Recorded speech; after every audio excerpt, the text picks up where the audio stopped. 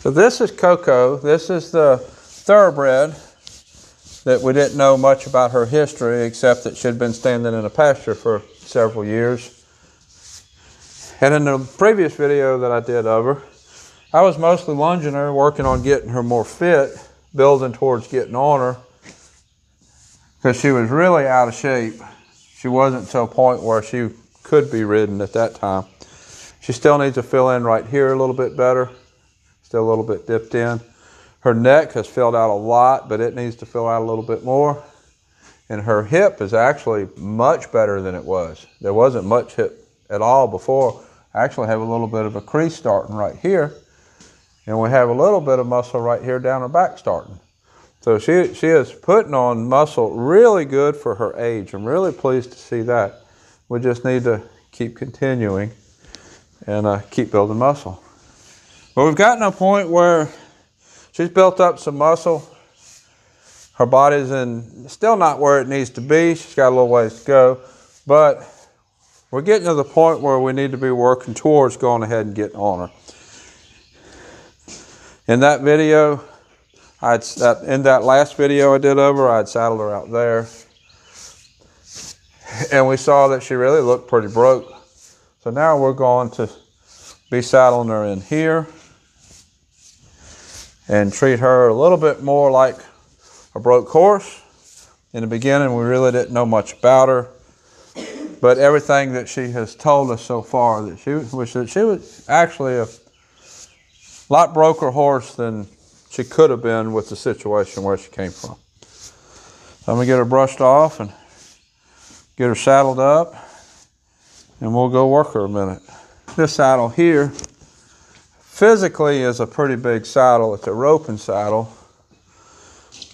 But the reining saddle that I have that's smaller and lighter doesn't fit her as good up here in her shoulders and her back. This actually really fits, this saddle fits her really nice. It's just kind of big. And but that's what I've been working her in, to have a saddle that fits her nice. Right there, we walked out of the horse rack, and she walked out really nice. Obviously not worried about the saddle.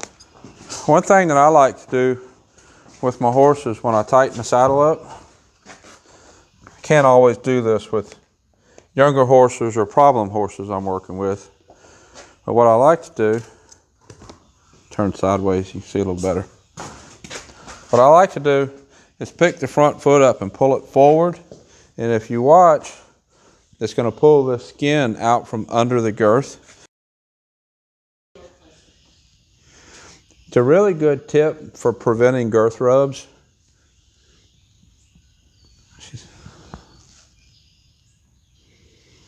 Get that foot where she can, there we go. It's a really good tip for preventing girth rubs. So what I'll do is I'll pick the front foot up, pull it forward. She's not used to it yet. There we go. And that will go a long ways towards preventing girth rubs. Can't do it with a lot of the problem horses that I'm working with. They're just not comfortable enough. And she's a little stiff. She don't really understand what I'm doing. There we go.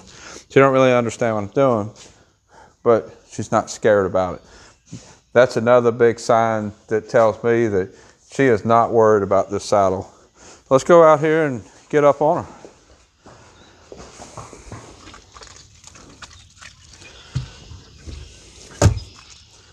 So I tighten the saddle just a hole or two at a time to the point where I got it tight enough. Now it's tight enough I can get on. It's not going to go anyplace.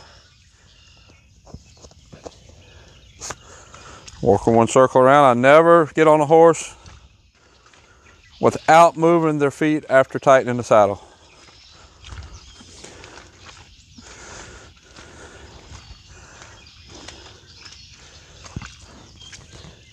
So I want to kind of break this down into a couple of steps to make sure she's okay with what I'm doing, and also make sure she stands still while I get on. Her feet aren't really set good.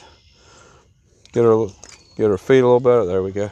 Get her feet a little bit better prepared. Red clay is sticking to my boots,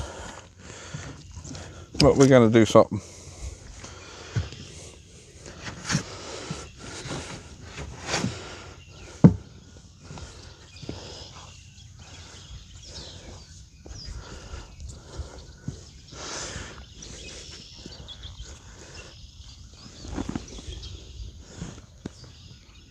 Really want her to stand still.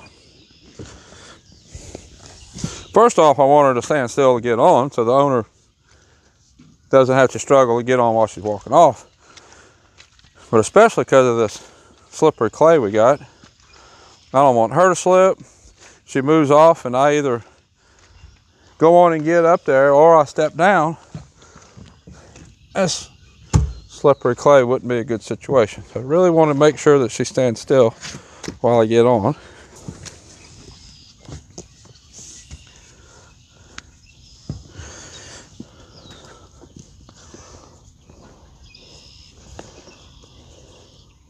I'll get the rein short enough so that I can make contact with her mouth to tell her to stop if she does walk. There we go, just like that. Whoa, whoa, whoa, whoa. Really want her to be still. There we go, good girl. Not even worried about my right stirrup right now. What I want is for her to be still. Then I'll step back down. Walk a circle, let's do it again. What my objective is to get on and go ahead and ride off. Her muscles, I've been waiting for them to kind of get in a position where she was strong enough for me to get on and ride off. And they're there for a little bit of light riding. And I probably would have done more if we hadn't got all this rain last night. But I'm going to do as much with her as I feel like can be done with the conditions I got to work with. One of these days I'll have a covered arena and we won't have to worry about it. They say 2 to 3 weeks. We'll see. Step up there again. There we go. Go ahead and put my foot in that right stirrup this time. I'll go ahead and sit up here a little longer. Now, I know that she's taking my weight fine. That's not a problem. Don't know much about her steering and her stop. She's fussing with the bit a little bit. All I have on her is a plain smooth mouth snaffle. She had her teeth done. She had a full vet check before she came. Teeth were fine, so I know that's not an issue. She's a pretty deep-mouthed horse. And typical of a deep-mouthed horse is they tend to be a little harder mouthed. There we go. Just want to give her to give to that bit just a little bit. There's better to the right.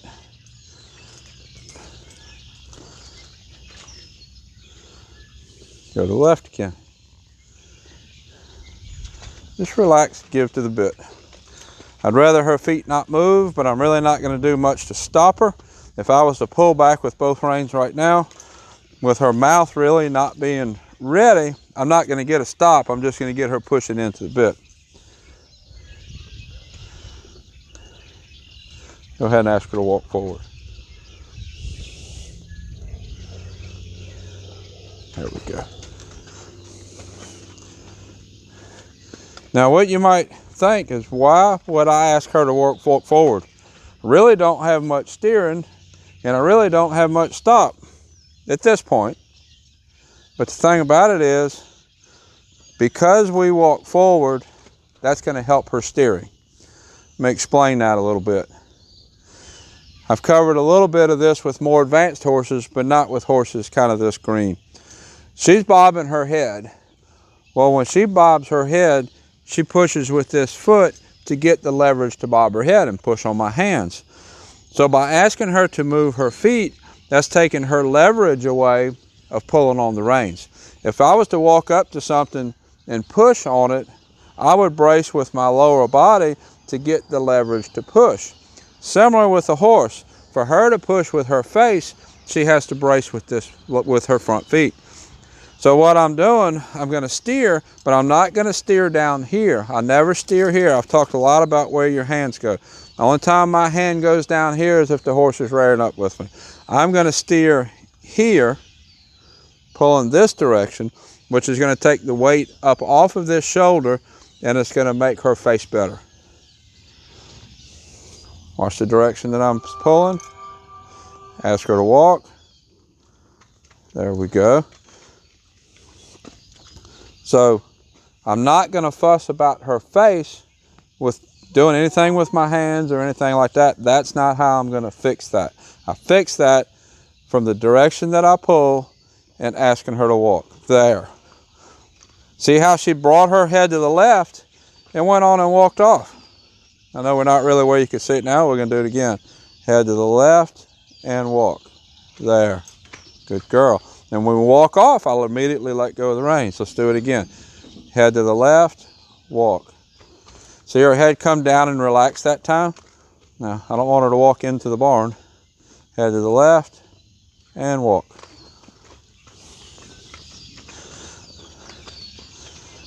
Head to the left and walk. Now let's go the other way. I like that she's just kind of relaxing into a stop. I'm going to build on that with her stop. Now we're going to go head to the right and walk. Head to the right and walk.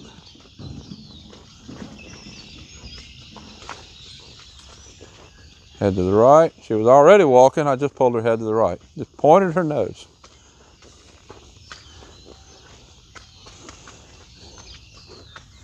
Head to the right, release. Head to the right, release. See her head relaxing? I'm not doing anything to tell her to put her head down. I'm just pointing her nose and giving her the slack and relax. I'm going to reward her for stopping. I'm going to keep encouraging this stop. I want to have to bump with my legs and send the horse forward. I don't want to be holding back to keep her from going. I know there are a lot of off-track thoroughbred people out there, and in general, the opinions of off-track thoroughbreds are like extreme. People love them or they hate them. And I have restarted, I don't know, probably a couple hundred off the track. I've restarted a lot. I used to have a couple of owners and trainers that when they would pull their horses off the track, they'd send them to me to find them a new home and new vocation. So I've restarted quite a few.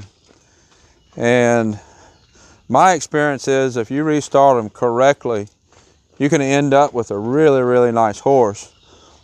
But on the other side of that, if you don't restart them correctly, you can end up with problems that you have to deal with for the rest of that horse's life. So tell me what your story is with off-track thoroughbreds. You love them or you hate them? It seems like everybody's opinion is either one way or the other. I don't know a lot about her owner. I think she is more of a beginner type rider.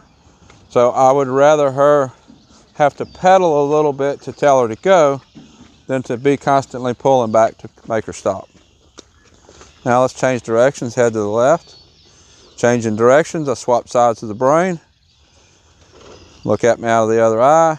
Head to the left, move her feet. There we go. Head to the left. Head to the left. There we go. A minute ago, I pulled my hand out a little bit because she was stiff. I wanted to soften it up, so pulling it out softened it up. But I'm back to pulling towards my body.